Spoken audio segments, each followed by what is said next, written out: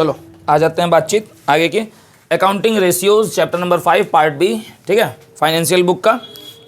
तो accounting ratios में कितने रेशियोज हमको बेसिकली पढ़ने हैं, ठीक है। तो टोटल हमको पढ़ने हैं 4 टाइप्स के रेशियो। एक है लिक्विडिटी रेशियो, दूसरा है सॉल्वेंसी, तीसरा है एक्टिविटी रेशियो और चौथा है आपका प्रॉफिटेबिलिटी रेशियो। एक्टिविटी रेशियो जो है, सॉरी लिक्विडिटी रेशियो जो है, ये आपका किस चीज़ के ऊपर बेस्ड है? बैलेंस शीट, जो फाइनेंशियल स्टेटमेंट है, ठीक है। एक मिनट। तो ये आपका लिक्विडिटी रेशियो बेसिकली किससे कंसर्न्ड है? फाइनेंशियल स्टेटमेंट में क्या क्या चीज़ें होती हैं? 2 चीज़ें होती हैं जो सबसे बड़ी हैं, एक है बैलेंस शीट, दूसरा है statement of profit and loss. तो ये लिक्विडिटी रेशियो बैलेंस शीट से निकलना है और सॉल्वेंसी रेशियो भी किससे निकलना है? आपका बैलेंस शीट से ही निकलना है। मगर लिक्विडिटी रेशियो जो है वो बैलेंस शीट के कौन से पार्ट से निकलना है? करंट, ठीक है। इसमें बैलेंस शीट के करंट नेचर्स को ध्यान दिया जा रहा है, ठीक है। जैसे बैलेंस शीट में 2 तरह के एसेट्स हैं, non current asset, current asset. तो इसमें तुमको क्या ध्यान देना है? सिर्फ करंट वाला पार्ट। लाइबिलिटीज 2 तरह की हैं, non current liabilities, current liabilities. तो क्या ध्यान देना है? सिर्फ करंट वाला पार्ट ध्यान देना है। सॉल्वेंसी में सिर्फ नॉन करंट वाला पार्ट ध्यान देना है बैलेंस शीट का। कौन सा पार्ट आपको ध्यान देना है? नॉन करंट, ठीक। एक्टिविटी रेशियो जो है वो आपका statement of profit and loss से निकलना है, ठीक है। और प्रॉफिटेबिलिटी रेशियो भी जो है वो आपका किससे निकलना है? ये तो क्लियर सी बात है, यहाँ पे तो नाम ही दिया हुआ है। प्रॉफिट कहाँ पता चलता है? Statement of profit and loss में ही। तो ये कहाँ से निकलना है? ये भी statement of profit and loss से निकलना है। अब लिक्विडिटी रेशियो कितने होते हैं? 2 तरह के होते हैं, ठीक है।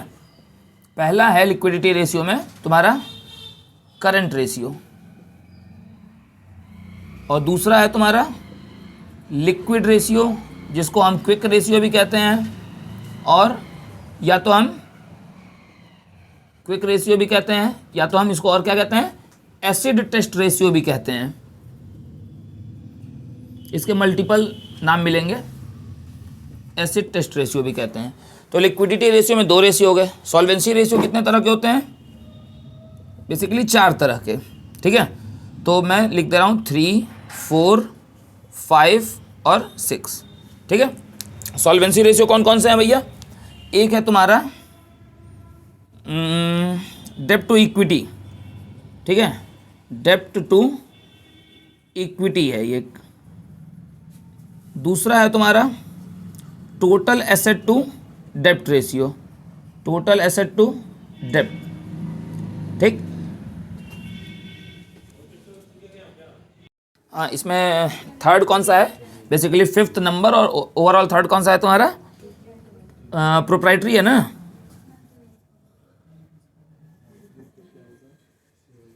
प्रोप्राइटरी रेशियो है। और 5वां होगा, मतलब सॉरी नेक्स्ट होगा इंटरेस्ट, इंटरेस्ट कवरेज रेशियो है, ठीक है। ये हो गए। एक्टिविटी में भी 4 तरह के रेशियो हैं, ठीक।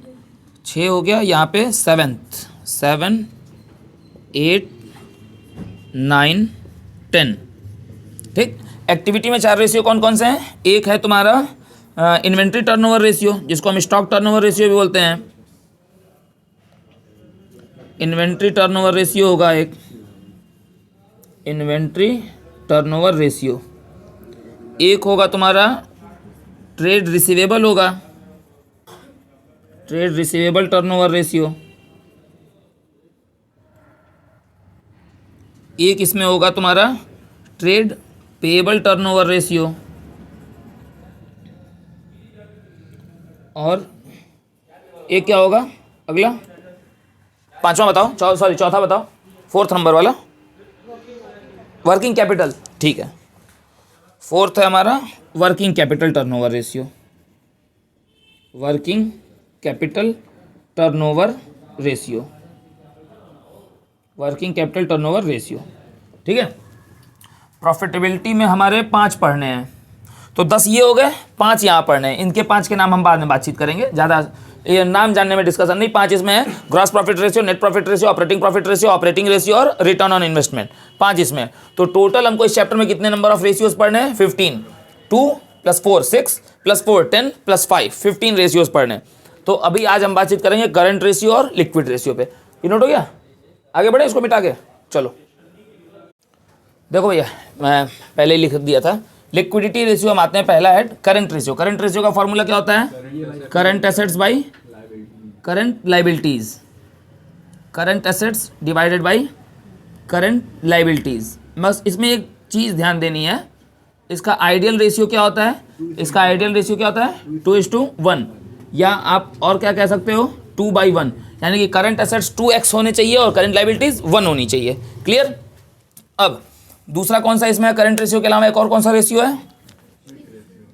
क्विक रेशियो है। क्विक रेशियो, या जिसको एसिड टेस्ट रेशियो भी बोलते हैं, या जिसको लिक्विड रेशियो भी बोलते हैं। उसका फॉर्मूला क्या होगा? उसका फॉर्मूला होगा liquid assets divided by current liabilities. यही फॉर्मूला है। ये फॉर्मूला, इसमें बस याद रखना सबसे जरूरी चीज़ है, करंट लाइबिलिटीज कह लो, करंट लाइबिलिटी मत लिखो, करंट लाइबिलिटीज। इसका आइडियल रेशियो क्या होना चाहिए? 1/1, या कह लो 1:1। अब सबसे जरूरी चीज़ इस पूरे फॉर्मूले में, करंट एसेट में क्या क्या आएगा? सारे करंट एसेट आ जाएंगे, cash in hand, cash at bank, inventory, ठीक है, सब आ जाएगा। सारे करंट एसेट, जो भी बैलेंस शीट में करंट एसेट्स पूरा पढ़े हुए, वो सब आएगा। बस एक चीज़ ये ध्यान देने की चीज़ है, बिल्कुल नोट करने की है, जो एग्जाम में हम गलती करते हैं। करंट एसेट में सब कुछ आता है, बस एक ही चीज़ एक्सक्लूड होती है। इन्वेंट्री में कितनी चीज़ें आती हैं? इन्वेंट्री में आपका work in progress, finished goods, सब कुछ आता है। एक चीज़ बस इसमें एक्सक्लूड होती है, वो क्या होता है? स्पेलिंग सही है ना? Loose tools. लूज टूल्स जो होते हैं वो इन्वेंट्री का पार्ट नहीं माने जाते हैं, इसीलिए वो करंट एसेट्स में भी क्या होते हैं? नहीं आते हैं। Loose tools are not considered as part of inventory, इसीलिए वो, और इन्वेंट्री किसका पार्ट है? करंट एसेट का पार्ट है, इसीलिए वो करंट एसेट्स में भी लूज टूल्स को आपको क्या करना होता है? भूल जाना होता है, इग्नोर कर देना होता है, एक्सक्लूड कर देना होता है। क्लियर है मामला? क्यों नहीं आते? हाँ, लूज टूल्स का मतलब है भैया ऐसे टूल्स, ठीक है, जो स्पेयर के तौर पे यूज़ हो रहे हैं, या जैसे मशीनरी है तो उसके ग्रीस, नट बोल्ट, ये सब, ठीक है, तो वो तुम्हारा कोई करंट एसेट स्पेसिफिक नहीं है। ठीक। और दूसरी चीज़ देखो, ये दोनों फॉर्मूले में कॉमन क्या है? करंट लाइबिलिटीज से ही दोनों डिवाइड हो रहा है। करंट एसेट प्रॉफिट को मालूम हो गया, बैलेंस शीट में जो है वो हो गया। लिक्विड एसेट किसे कहते हैं सर? तो लिक्विड एसेट का भी फॉर्मूला नोट कर लो, लगे हाथ तुरंत। लिक्विड एसेट क्या होता है? ऐसा एसेट जो करंट एसेट से भी ज़्यादा क्विकली, करंट एसेट से भी ज़्यादा तेजी से रियलाइज इनटू कैश हो जाए, यानी कि जो सबसे तेजी से। अच्छा, इन्वेंट्री तुरंत रियलाइज इनटू कैश हो सकती है क्या? नहीं। तो करंट एसेट्स का मतलब है, सॉरी, लिक्विड एसेट्स का मतलब है जो भी करंट एसेट तुमने निकाला है वो माइनस इन्वेंट्रीज। अब इन्वेंट्री में लूज टूल तो वैसे ही एक्सक्लूड हो रहे हैं, ठीक है, तीन ही चीज़ें माइनस करनी है। माइनस प्रीपेड एक्सपेंसेस, जितने भी प्रीपेड एक्सपेंसेस हैं, जैसे प्रीपेड इंश्योरेंस, ये वो सारी चीज़ें। और एक और चीज़ माइनस होती है, वो क्या होती है? एडवांस टैक्स, जो आपने पे किया हुआ है वो। क्लियर हो गई? इसको नोट कर लो। आइडियल रेशियो याद रखना जरूरी है। करंट रेशियो का आइडियल रेशियो होता है 2:1, क्विक रेशियो का आइडियल रेशियो क्या होता है? 1:1। क्लियर? देखो भैया, दूसरा हमारा हेड है solvency ratio. Solvency ratio 4 part में होता है। पहला हम लिख रहे हैं, यानी कि टोटल ओवरऑल थर्ड फॉर्मूला है डेब्ट टू इक्विटी रेशियो। ठीक है, बहुत सिंपल सा फॉर्मूला है भैया, इससे सिंपल कोई फॉर्मूला नहीं है। 2 के पहले जो है उसको ऊपर रख लो। 2 के पहले क्या है? डेब्ट है, तो इसका फॉर्मूला हो जाएगा डेब्ट बाई इक्विटी। जो चीज़ 2 के पहले है वो ऊपर, जो चीज़ 2 के बाद है वो नीचे, यानी कि 2 ही वो क्या है? डिविजिबल फैक्टर है, डेब्ट बाई इक्विटी। अब सवाल ये उठता है हमारे सामने कि भैया डेब्ट किसे कहते हैं और इक्विटी किसे कहते हैं? ये 2 सवाल हैं। तो डेब्ट का मतलब क्या हो गया हमारा?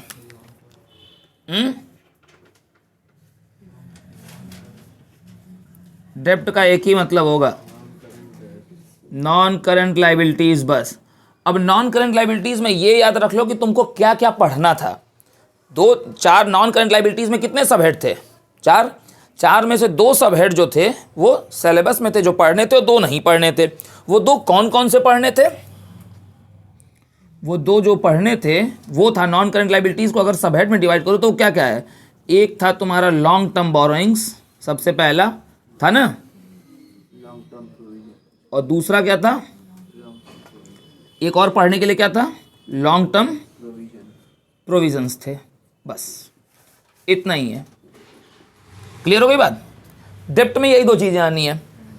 इक्विटी का मतलब क्या होता है, इक्विटी का मतलब होता है बॉस शेयर होल्डर्स फंड। अब शेयर होल्डर्स फंड का मतलब क्या है, शेयर होल्डर्स फंड में तीन चीज़ें आती थी, share capital, reserve and surplus, और तीसरा वो जो हमें नहीं पढ़ना है, तो जो नहीं पढ़ना है वो काउंट भी नहीं होगा। तो कौन कौन सी दो चीज़ें आई, शेयर कैपिटल। अब शेयर कैपिटल में क्या क्या आता है, दो तरह की शेयर कैपिटल आती हैं, इक्विटी भी आती है और प्रेफरेंस भी आती है, और प्लस रिजर्व एंड रिजर्व्स होता है, रिजर्व्स एंड सरप्लस।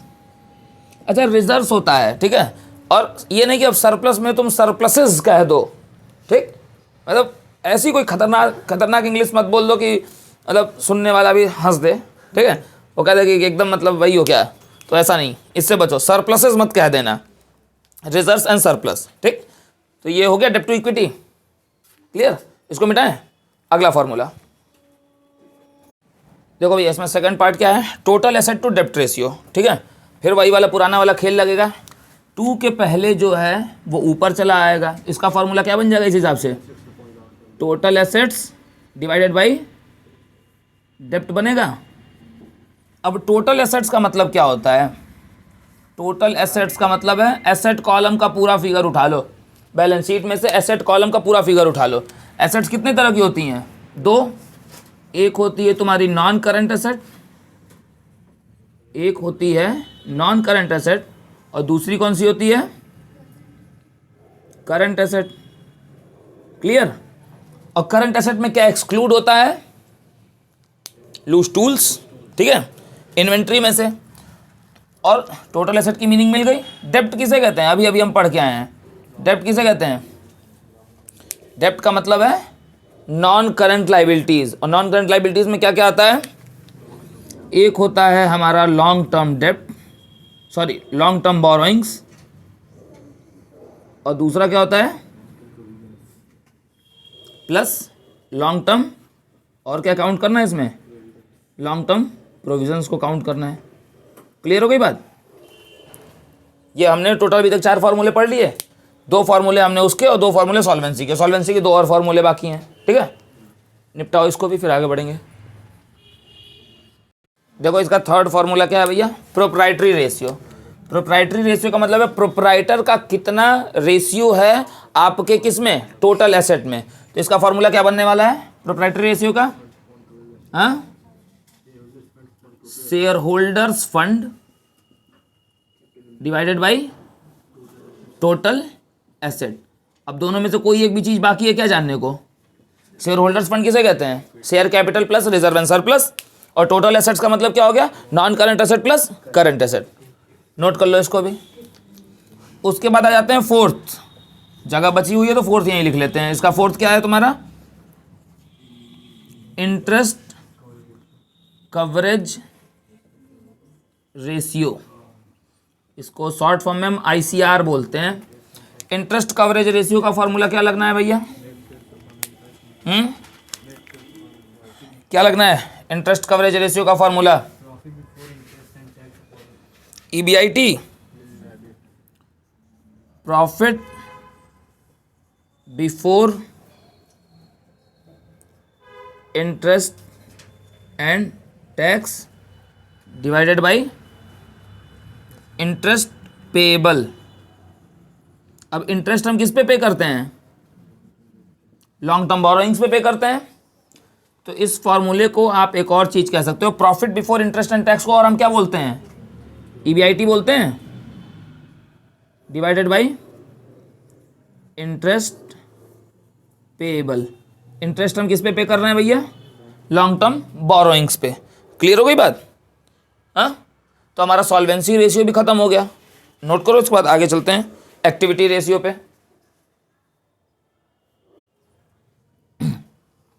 देखो एक्टिविटी रेशियो में पहला रेशियो कौन सा है, इन्वेंट्री या स्टॉक टर्नओवर रेशियो, ठीक है।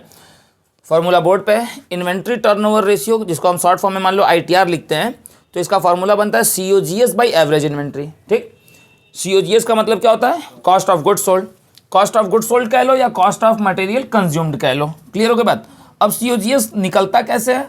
ठीक है, अपने को दो चीज़ें मालूम करनी है कि COGS कैसे निकल सकता है और एवरेज इन्वेंट्री कैसे निकल सकती है। तो COGS कैसे निकल सकता है? COGS निकलने के दो ऑप्शंस हमारे पास हैं, या तो net sales minus gross profit कर लो, और या तो जो उसका ओरिजिनल फॉर्मूला है opening stock plus net purchases plus direct expenses minus closing stock. ठीक है, अपने पास COGS के दो फॉर्मूले जैसा एग्जाम में दे दे। ठीक है, तो COGS अपने निकाल लिया। अब आते हैं एवरेज इन्वेंट्री पे। एवरेज इन्वेंट्री हमको कैसे निकालनी है? एवरेज इन्वेंट्री को हम क्या कह सकते हैं? एवरेज स्टॉक कह सकते हैं। एवरेज स्टॉक कैसे निकलेगा? Opening stock plus closing stock whole divided by 2 करने से। क्लियर हो गया? तो अपने ने COGS निकाल लिया, अपने ने एवरेज इन्वेंट्री निकाल ली, दोनों को डिवाइड कर लो, अपने पास आ जाएगा inventory turnover ratio. Clear? Inventory turnover ratio हमारा हो गया। अब एक और चीज जो पूछती है वो क्या पूछता है? Average age of inventory. Inventory का एवरेज एज क्या है, यानी कि इन्वेंट्री बिजनेस में कितने टाइम तक रही है। जैसे हमने स्टॉक खरीदा तो वो कितने टाइम तक हमारे यहाँ रहती है, उसके बाद वो सोल्ड आउट हो जाती है, ये निकालना बहुत जरूरी है।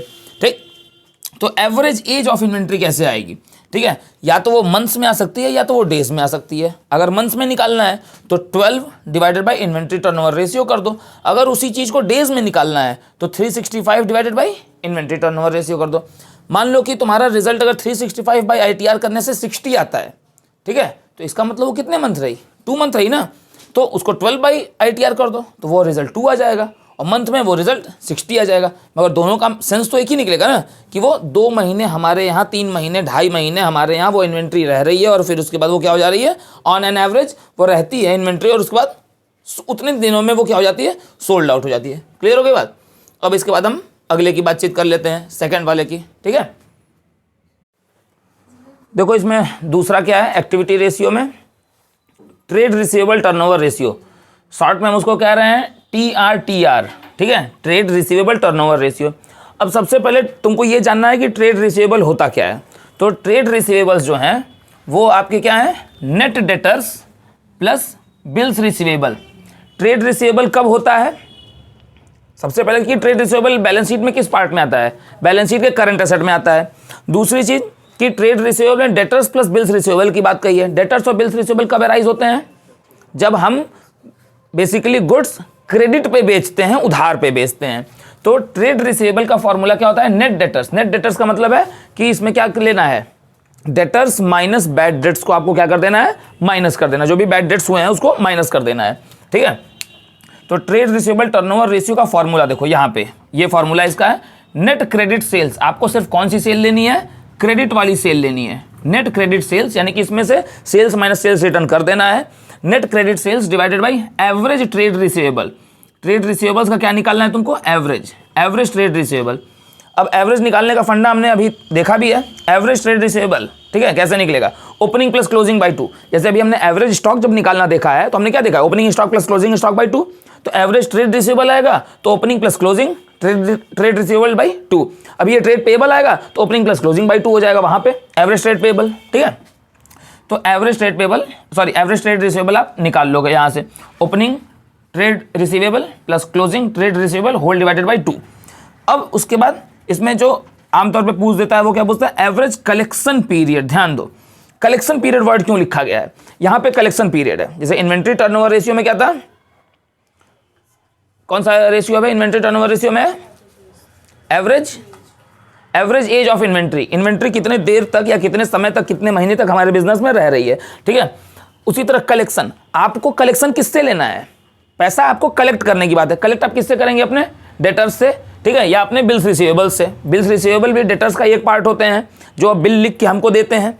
ठीक है, तो हम जो जिन लोगों को उधार पे हमने सामान बेचा है उन लोगों से कितने समय में, हम कितना जल्दी हम केपेबल हैं पैसा रिकवर करा लेने के लिए।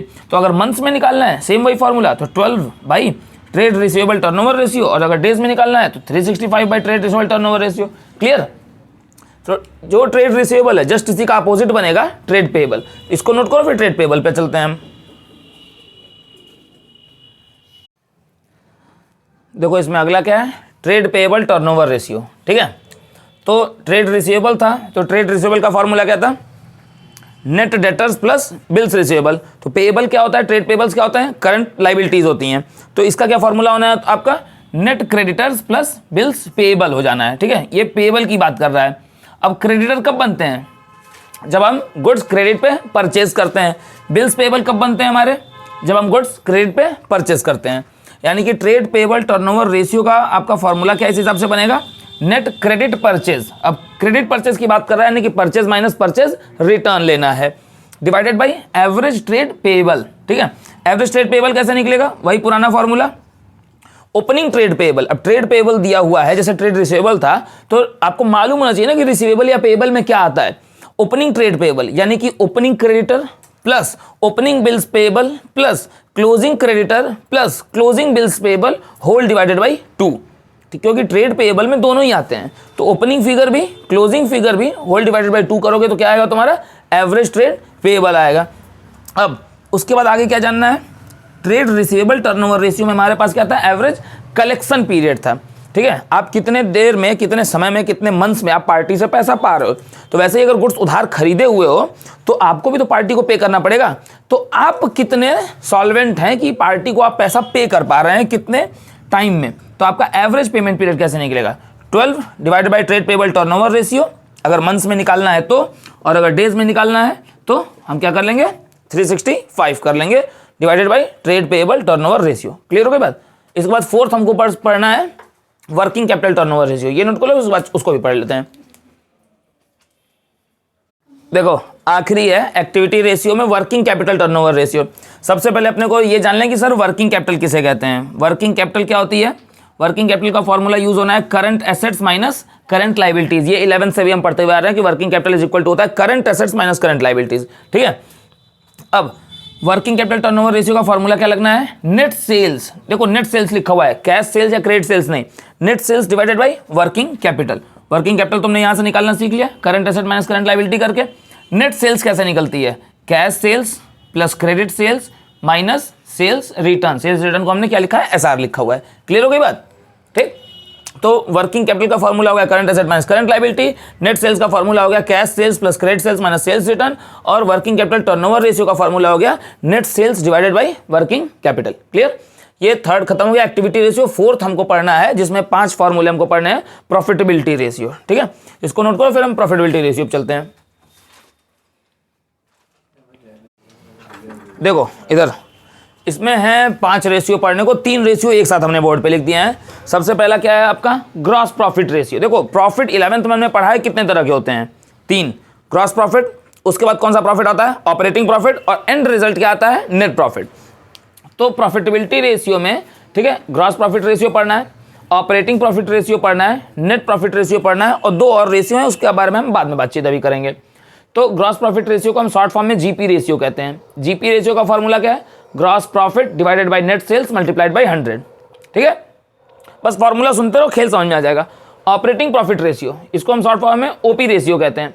ऑपरेटिंग प्रॉफिट रेशियो का फॉर्मूला क्या है, operating profit divided by net sales multiplied by 100। Net profit ratio, NP ratio, इसका फॉर्मूला क्या है, net profit divided by net sales multiplied by 100। मतलब तीनों फॉर्मूले में एक कॉमन चीज है, जो प्रॉफिट बोला है, जिस भी प्रॉफिट का रेशियो पूछा है उसको आप ऊपर रखोगे, और सबका डिवीजन किससे होना है, नेट सेल्स से ही होना है। चाहे जीपी रेशियो हो तो वो भी डिवाइड होगा नेट सेल्स से, ओपी रेशियो हो उसका भी आपको, यानी कि जो आपकी नेट सेल्स है, नेट रेवेन्यू फ्रॉम ऑपरेशन है, उसका कितना परसेंट ग्रॉस प्रॉफिट कमाए, उसका कितना परसेंट ऑपरेटिंग प्रॉफिट कमाए, और उसका कितना परसेंट तुम नेट प्रॉफिट कमाए, यही। अब इन टर्म्स को हम देख लेते हैं कि ग्रॉस प्रॉफिट निकलता कैसे है। तो ग्रॉस प्रॉफिट कैसे निकलेगा तुम्हारा, ग्रॉस प्रॉफिट निकलता है sales minus COGS, sales minus cost of goods sold. Cost of goods sold अभी हम पढ़े हुए हैं, ठीक है। कॉस्ट ऑफ गुड्स सोल्ड का फॉर्मूला भी हमने पढ़ा हुआ है, opening stock plus net purchases plus direct expenses minus closing stock, ठीक है। सेल्स का मतलब यहाँ नेट सेल्स ले लेना, टोटल सेल्स ले लेना, यानी कि cash sales plus credit sales दोनों की यहाँ बात हो रही है, ठीक। क्लियर हो गई बात। अब ऑपरेटिंग रेशियो कैसे निकलता है, ये यहीं पे लिख दूं क्या, यहीं पे लिख देता हूं। ऑपरेटिंग प्रॉफिट रेशियो कैसे निकलता है, मतलब ऑपरेटिंग प्रॉफिट कैसे निकलता है। ऑपरेटिंग प्रॉफिट निकालने के फॉर्मूले जगह कम पड़ेगी तो इसको मिटा भी देंगे, मिटा के फिर लिख देंगे। ऑपरेटिंग प्रॉफिट निकालने का क्या फॉर्मूला है? ऑपरेटिंग प्रॉफिट दो तरह से तुम्हारा निकल सकता है, ठीक है। एक तो ऑपरेटिंग प्रॉफिट तुम्हारा निकलेगा ग्रॉस प्रॉफिट से, तो अगर वो ग्रॉस प्रॉफिट से निकलेगा तो आपको माइनस क्या करना होगा? ऑपरेटिंग एक्सपेंसेस, और ऐड क्या करना होगा? ऑपरेटिंग इनकम्स, ठीक है। आपको ऐड क्या करना होगा? ऑपरेटिंग इनकम्स को, ठीक। ये एक हो गया तुम्हारा। दूसरा, ऑपरेटिंग प्रॉफिट अगर ग्रॉस प्रॉफिट से निकाल रहे हो तो, एक मिनट, और अगर आप ऑपरेटिंग प्रॉफिट निकाल रहे हो नेट प्रॉफिट से, 11th की ये सारी चीज़ें हैं, फाइनेंशियल स्टेटमेंट वाले चैप्टर में हमने इन चीज़ों को पढ़ा हुआ है, ठीक है। यहाँ पे बस फॉर्मूला याद रखना है। तो अगर आप ऑपरेटिंग प्रॉफिट नेट प्रॉफिट से निकाल रहे हो तो आप माइनस क्या कर दोगे? नॉन ऑपरेटिंग इनकम्स को आप क्या करोगे? डिडक्ट कर दोगे, ठीक है। यही है ना? हाँ, नॉन ऑपरेटिंग इनकम्स को क्या करना है? डिडक्ट कर देना है, और ऐड क्या कर देना है? नॉन, ये फ्रेम में आ रहा है ना यहाँ पे, नॉन ऑपरेटिंग एक्सपेंसेस को ऐड कर देना है। अब ध्यान से देख लो, ठीक। अगर आप ऑपरेटिंग प्रॉफिट ग्रॉस प्रॉफिट से निकाल रहे हो, फ्रॉम, यहाँ लिख दे रहा हूँ, फ्रॉम ग्रॉस प्रॉफिट अगर निकाल रहे हो तो ये फॉर्मूला लगेगा। और अगर आप इसको नेट प्रॉफिट से निकाल रहे हो, फ्रॉम नेट प्रॉफिट, तो ये फॉर्मूला लगेगा। जब आप ग्रॉस प्रॉफिट से निकाल रहे हो तो आपको बहुत नॉर्मल सा काम करना है। जितने भी ऑपरेटिंग एक्सपेंसेस हैं, ये आप उनको बुक में मिलेगा कि कौन से एक्सपेंस ऑपरेटिंग है, कौन से नॉन ऑपरेटिंग एक्सपेंस है, कौन सी इनकम ऑपरेटिंग है, कौन सी इनकम नॉन ऑपरेटिंग इनकम है, ये, ठीक है। ऑपरेटिंग का मतलब समझ लो तो सेंस समझ में आ जाएगा, तो बुक में खोजोगे तो बातें याद हो जाएंगी। ऑपरेटिंग मतलब है ऐसे एक्सपेंसेस या ऐसी इनकम जो बिजनेस के रूटीन वर्क में यूज होती हैं, ठीक है। जो आपकी, इसको क्या बोलते हैं, एबनॉर्मल इनकम्स हैं, ठीक है, या एबनॉर्मल खर्चे हैं, या एबनॉर्मल लॉसेज हैं जो रूटीन इन नेचर नहीं है, रेकरिंग इन नेचर नहीं है, जैसे loss by fire, loss by theft, ठीक है। ये सब तुम्हारे क्या है? नॉन ऑपरेटिंग एक्सपेंसेस हैं या नॉन ऑपरेटिंग लॉसेज हैं। तो नेट प्रॉफिट से निकालोगे तो नॉन ऑपरेटिंग को ध्यान देना है, ठीक। नेट प्रॉफिट से निकालते समय नॉन ऑपरेटिंग को ध्यान देना है। और ग्रॉस प्रॉफिट से अगर निकालोगे तो तुमको क्या ध्यान देना है? सिर्फ ऑपरेटिंग को ध्यान देना है। तो खर्चे माइनस हो जाते हैं, इनकम ऐड हो जाती है, तो प्रॉफिट निकल जाएगा। और यहाँ से जब नेट प्रॉफिट से निकालोगे तो जो नॉन ऑपरेटिंग इनकम है उसे माइनस करो। यहाँ पे देखो इनकम्स ऐड हो रही हैं, यहाँ पे इनकम्स माइनस हो रही हैं, मगर यहाँ पे कौन सी इनकम ऐड हो रही है? ऑपरेटिंग। और यहाँ पे माइनस कौन सी इनकम हो रही है? Non operating. भाई जाहिर सी बात है ना कि ऑपरेटिंग इनकम ऐड होगी तो माइनस कौन सी इनकम होगी? नॉन ऑपरेटिंग वाली। और अगर ऑपरेटिंग एक्सपेंसेस माइनस होंगे तो ऐड कौन से होंगे? Non operating expenses. क्लियर? तो दोनों ही मेथड से ऑपरेटिंग प्रॉफिट निकालने आ गया। तो हमारा जीपी हो गया, ऑपरेटिंग प्रॉफिट हो गया। नेट प्रॉफिट क्वेश्चन में गिवन ही रहता है, ठीक है। नहीं भी गिवन रहेगा तो नेट प्रॉफिट निकालना बहुत इजी है। नहीं भी बता दें क्या? चलो इसको पहले नोट करो, फिर नेट प्रॉफिट बताते हैं फिर, ठीक है। देखो नेट प्रॉफिट भी लिख दिया हूं ज़्यादा टाइम नहीं वेस्ट करने के लिए। नेट प्रॉफिट कैसे? देखो ग्रॉस प्रॉफिट निकालने का फॉर्मूला ऊपर है अपने पास, नेट प्रॉफिट निकालने का यहाँ फॉर्मूला है, ऑपरेटिंग प्रॉफिट निकालने का यहाँ फॉर्मूला है।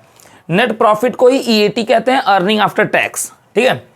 अगर नेट प्रॉफिट आप ग्रॉस प्रॉफिट से निकाल रहे हो तो ये वाला फॉर्मूला लगेगा, net profit is equal to gross profit minus all the indirect expenses. ये वो इनडायरेक्ट एक्सपेंसेस हैं जो पीएल के डेबिट में आते थे क्लास 11th में, और plus all the indirect incomes, ये वो इनडायरेक्ट इनकम्स हैं जो पीएल के क्रेडिट में आती थी क्लास 11th में, ठीक है, वो तुम्हें याद है।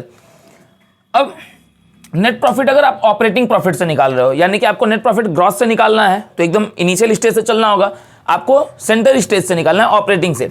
तो ऑपरेटिंग प्रॉफिट आपको मालूम है माइनस नॉन ऑपरेटिंग एक्सपेंसेस, जो भी खर्चे हैं वो आप माइनस कर दो, और जो भी नॉन ऑपरेटिंग इनकम्स हैं वो ऐड कर दो, तो आपको क्या मिल जाना है? नेट प्रॉफिट मिल जाना है। यानी कि चाहे तुमको जीपी निकालना हो उसका फॉर्मूला यहाँ है, ऑपरेटिंग प्रॉफिट निकालना हो दोनों ही मेथड से, ठीक है, उसका फॉर्मूला हमारे पास यहाँ पड़ा हुआ है, ठीक। और नेट प्रॉफिट अगर निकालना है तो उसका फॉर्मूला हमारे पास यहाँ पड़ा हुआ है। क्लियर हो गई बात? चलो ठीक है, इसको नोट करो। उसके बाद दो हमारे पास और बचते हैं, कौन कौन से? एक ऑपरेटिंग रेशियो बचता है पढ़ने को, और दूसरा हमारे पास क्या बचता है? Return on investment. इसको नोट करो, फिर खत्म करते हैं इसको तुरंत आज। देखो भैया, फोर्थ है ऑपरेटिंग रेशियो। ऑपरेटिंग रेशियो और ऑपरेटिंग प्रॉफिट रेशियो के बीच में फर्क है। ऑपरेटिंग रेशियो कैसे निकलता है? COGS cost of goods sold plus operating expenses minus operating incomes, expenses को ऐड करना है, इनकम्स को माइनस करना है, whole divided by net sales. ठीक है, क्योंकि COGS भी आपका कॉस्ट है कि कितना खर्च बना गुड्स को प्रोड्यूस करने में, और प्लस ऑपरेटिंग एक्सपेंसेस जो उस गुड्स को सेलिंग डिस्ट्रीब्यूशन होने तक कितने खर्चे हुए, तो टोटल खर्चे जिसमें से कुछ इनकम्स को माइनस कर दो तो नेट खर्चा आपका ऑपरेशंस का पता चल जाएगा कि ऑपरेशंस पे नेट खर्च कितने का हुआ, डिवाइडेड बाय नेट सेल्स, आपने कितने में सामान बेचा मल्टीप्लाइड बाय 100। अब COGS अपने को मालूम है, कॉस्ट ऑफ गुड्स सोल्ड मालूम है अपने को, ऑपरेटिंग एक्सपेंसेस कैसे निकलते हैं वो यहाँ पे लिखे हुए हैं, ऑपरेटिंग इनकम्स क्या होती हैं और कैसे निकलती हैं वो यहाँ पे लिखी हुई हैं। ऑपरेटिंग एक्सपेंसेस देख लो, डायरेक्ट एक्सपेंसेस जो ट्रेडिंग के डेबिट में आते हैं, plus office and administration expenses, office and admin के खर्चे जो PL के डेबिट में आ रहे हैं, और plus selling and distribution expenses ये भी PL के डेबिट में आ रहे हैं। ऑपरेटिंग इनकम्स बहुत ही रेयरेस्ट होती हैं, जिसमें दो नाम यहाँ पे हैं, commission received plus discount received, और इफ इन द केस कोई और भी होगी तो उसे स्पेसिफाई करेगा क्वेश्चन में, तो इसीलिए मैंने अदर्स के साथ लिख दिया ब्रैकेट में इफ स्पेसिफाई, अगर वो क्वेश्चन में करेगा तो, नहीं तो सिर्फ यही दो काउंट होती हैं। ठीक है, इसके बाद हमारे पास बस एक आखिरी पांचवा बच रहा है और वो है रिटर्न ऑन इन्वेस्टमेंट। ठीक, उसको नोट कर लो, फिर हम आखिरी खत्म करेंगे और ये चैप्टर खत्म हमारा हो जाएगा। चलो भैया, आखिरी टॉपिक रिटर्न ऑन इन्वेस्टमेंट। देखो रिटर्न ऑन इन्वेस्टमेंट का मतलब क्या होता है, आपने कितना पैसा लगाया है और आप उस पर कितना रिटर्न कमा रहे हैं। सीधी सी बात है, जैसे कि मान लो कि तुमने 10 लाख रुपए लगाए बिजनेस में और 1 लाख रुपए का प्रॉफिट कमाए। ठीक है, मैंने 20 लाख रुपए लगाए और मैंने 1,80,000 1,80,000 कमाया, तो अमाउंट वाइज कौन ज़्यादा कमाया? मैं, क्योंकि आपका प्रॉफिट है 1 लाख, मेरा प्रॉफिट है 1,80,000, अमाउंट वाइज तो मैं ज़्यादा कमाया, मगर एक्चुअल में प्रॉफिट ज़्यादा कौन कमाया? आप। क्यों? क्योंकि आपका जो रिटर्न है वो 10% का है और मेरा जो रिटर्न है मेरे बिजनेस पे जो मैंने पैसा लगाया उस पर 9% का है। ठीक है, तो ये निकालने हमें आना चाहिए, ये हमें मालूम होना चाहिए। तो रिटर्न ऑन इन्वेस्टमेंट का फॉर्मूला क्या है? EBIT, earning before interest and tax, ये बिजनेस स्टडीज में चैप्टर नंबर 9 में पढ़ाया भी गया होगा। ठीक है, हर जगह EBIT निकालने का तरीका बताया गया होगा। ठीक है, EBIT by capital employed multiplied by 100, ये बहुत इसका बेसिक और जेन्युइन फॉर्मूला है। ये इस फॉर्मूले पे अगर आप नहीं काम कर पाते हैं, ये फॉर्मूला नहीं समझ में आता है, तो ये आपके लिए दूसरा फॉर्मूला है।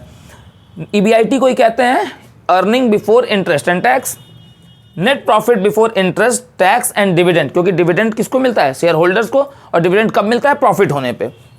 ठीक है, डिवाइडेड बाई कैपिटल एम्प्लॉयड। एक बिजनेस में कैपिटल कितने तरह से लगती है? 2 तरह से। 11th में बिजनेस स्टडीज में ये भी बताया गया होगा।